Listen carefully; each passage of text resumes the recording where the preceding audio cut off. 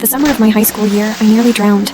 A passing police officer died trying to save me. At the memorial service, I saw Lance Mitchell, his face pale as ash. My mom held Mrs. Mitchell, sobbing uncontrollably, saying from now on, we'd be one family. And indeed, we lived as one family after that. On those deep nights when Mrs. Mitchell cried in her room, I'd quietly slip in with my pillow and hold her as she slept. She was good to me, her hand trembling as she stroked my head. My dad transferred Lance to the private academy where I studied. He grew more silent by the day, while I became his shadow, part follower, part caretaker. Even when his eyes flashed with hostility, I stubbornly persisted in being kind to him. In our senior year, he turned rebellious, often skipping class to smoke on the rooftop. I snuck up there to find him one day, only to see him kissing a girl. Red-faced and flustered, I tried to flee, but he called out to me with a sneer. "Didn't you see everything already?" He pulled the girl up, pointing at me. "Meet my future wife?" His words dripped with mockery. "She's rich. My mom adores her." I was so embarrassed my toes curled against the floor, but I couldn't just turn and leave. That night he pushed open my door, leaning against the wall, looking down at me. "You know why I fucking hate transferring schools?" He said there was a girl he liked named Brooke Taylor. He'd planned to confess after graduation, but my dad died,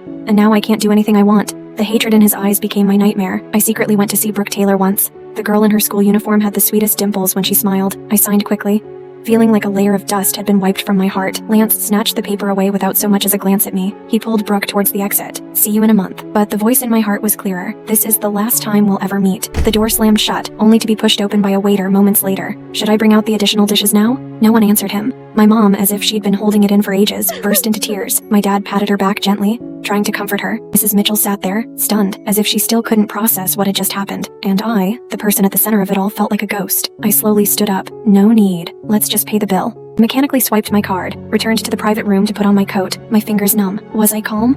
No, just too numb to feel anything. I walked out, went down to the parking lot and sat in my car. My eyes burned, but I forced back the tears. What was there to cry about? I'd always known this day would come for Lance and me. From the day he inexplicably proposed with a bouquet at my college graduation, then dragged me to get our marriage license without any discussion. He moved so fast, even as everyone tried to convince him not to rush. We needed time to prepare for the wedding, invite guests, find me a proper dress, but he just tossed out, "If we wait, I might change my mind." Back then, I mechanically signed the papers too, walking out in a daze. His next words snapped me back to reality.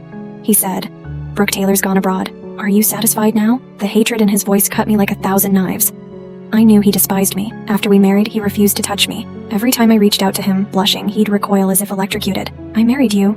What more do you want?" So for years after, when Mrs. Mitchell would tentatively ask if there was any news, I never knew what to say. Gradually, she stopped liking me too. More than once, she sighed to my face. The Mitchell line is going to end with us. Now, she and I could both breathe a sigh of relief.